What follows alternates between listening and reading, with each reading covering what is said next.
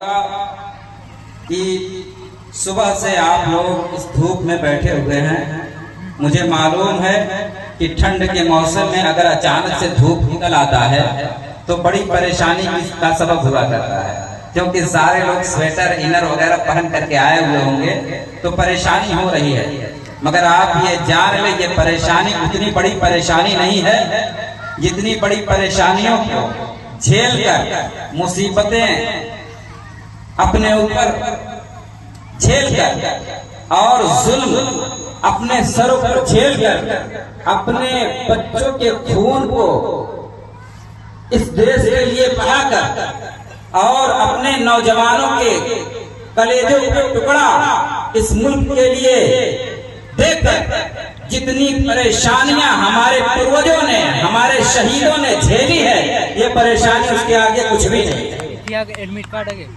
आज उन्होंने जो लहू देख के जिस चमन को सींचा था, उसी चमन के हम फूल बन करके यहाँ बैठे हैं, तो हम थोड़ी सी परेशानी झेल सकते हैं। मैं चाहूंगा कि अपने शहीदों के लिए, अपने शहीदों की श्रद्धा के लिए अपने खिराजत अकीदत पेश करते हुए आज के इस मुबारक दिन के लिए मैं चाहूंगा सभी बच्चे एक बार अपने हाथों को उठा करके और अच्छी सी ताली बजाएं, ताकि ये महसूस हो कि आप गणतंत्र दिवस के मौके पर हाजिर हैं। मैं इसके नाज उठाता हूं, मैं इसके नाज उठाता हूं, पर ये ऐसा नहीं। बड़ा कठिन शब्द नहीं है। नाज उठाने का मतलब ये होता है किसी को झेलना, चाहे जिस तरीके से, जैसे माँ बाप जो हैं वो बच्चों के हर तरीके नाज और नखरों को उठाया करते हैं, और हमारा देश जो है वो हमारी माँ है।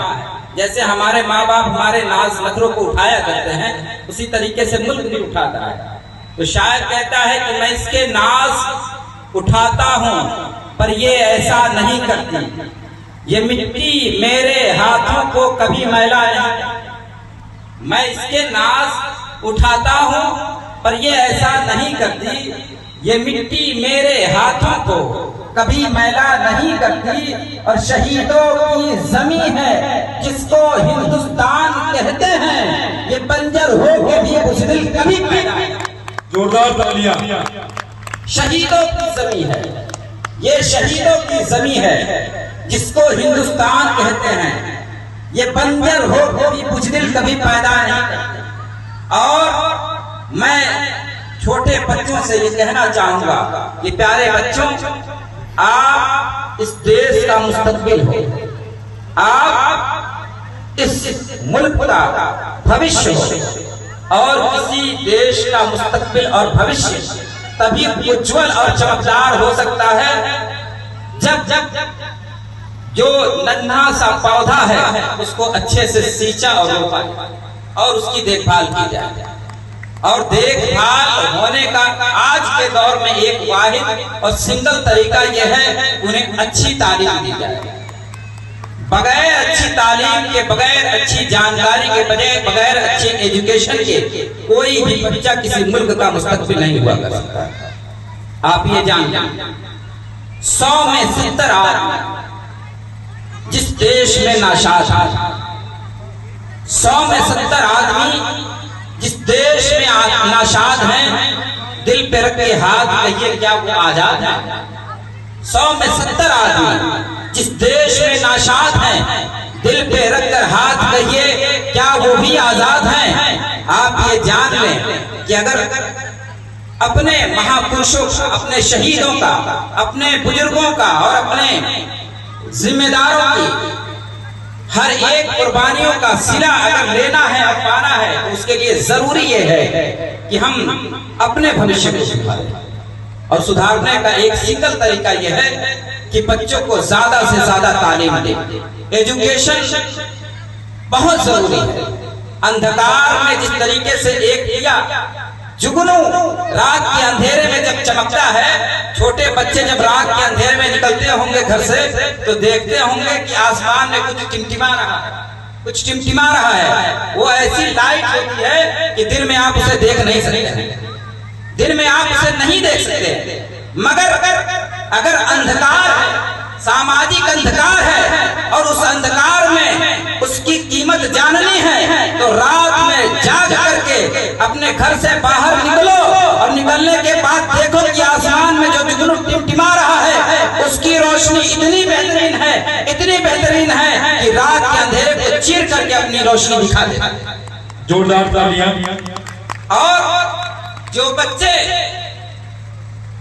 अच्छी एजुकेशन सिस्टम में आ जाएंगे वो जुगनू के उजाले की मानिक बनेंगे कि रात का अंधेरा चाहे जितना भी ज्यादा हो आपकी रोशनी को, आपकी चमक को, आपकी क्वालिटी को कभी भी छुपा नहीं पाएगा। इसलिए मैं ये गुजारिश करूंगा कि आप लोग अच्छी से अच्छी तालीम और एजुकेशन बच्चों को देने। मैं 1 मिनट और लूंगा आप लोगों का, इसलिए मैं चाहूंगा कि सब लोग अपने जहन को हाजिर रखें। आज ये गणतंत्र दिवस का प्रोग्राम है और सन 1947 में जब देश की आजादी का बिगुल बज गया और तमाम लोगों ने अपनी आजादी का एहसास किया और उन्हें ये महसूस हुआ कि हम आजाद हो गए, और जब 15 अगस्त 1947 को आजादी का बिगुल बजा दिया गया और सबसे कह दिया गया कि ऐ लोगों तुम आजाद हो, उसके बाद हर सिस्टम को चलने के लिए एक नियम की जरूरत हुआ।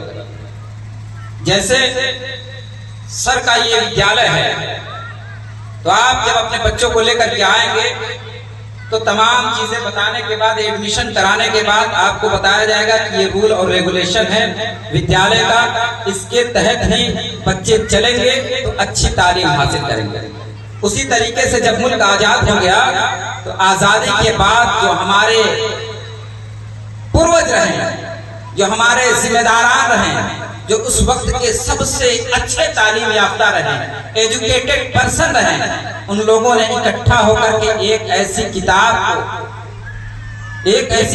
को रचा और रचने के बाद 26 जनवरी यानी आज के दिन 1950 में इसको लागू किया पूरे मुल्क के लिए कि अब इस देश में चाहे कोई अमीर हो, चाहे कोई गरीब हो, चाहे कोई काला हो, चाहे कोई गोरा हो, चाहे कोई लूला हो, चाहे कोई लंगड़ा हो, चाहे कोई खूबसूरत हो, चाहे कोई बदसूरत हो, किसी में किसी तरीके का फर्क नहीं।